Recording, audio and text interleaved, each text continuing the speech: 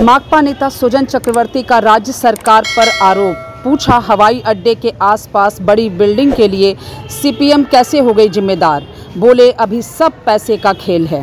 শোভন চ্যাটার্জি কলকাতার মেয়র ছিলেন।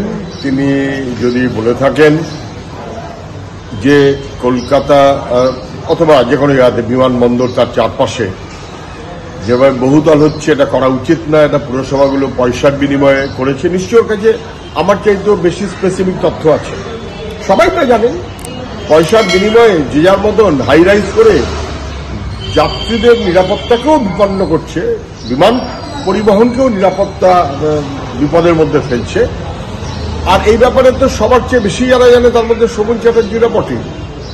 শোভন চ্যাটার্জিরা তো এগুলো করে, যেহেতু কলকাতা কর্পোরেশন না, উনি কলকাতা কর্পোরেশনের মেয়র, কিন্তু উনি নগর উন্নয়নের মন্ত্রী ছিলেন। ফলে উনি জানেন যে উনি যখন নগর উন্নয়নের মন্ত্রী অথবা তারপরে এখন হয়তো ওর চাইতে এখনকার সময় আরো বেড়ে গেছে, উনি বলতে চাইছেন পুরসভাগুলো টাকা নিয়ে যেভাবে হাইরাইজের ব্যবস্থা করে তা विमान परिवहन के लिए विपदे फेलबे এটা না বোঝার কোনো কারণ নেই। दिन भर की ताज़ा तरीन खबरों और ब्रेकिंग न्यूज़ के लिए बने रहिए स्पष्टता न्यूज़ के साथ। ज़्यादा से ज़्यादा खबरों के लिए बेल बटन दबाकर लाइक, शेयर और सब्सक्राइब करें स्पष्टता न्यूज़।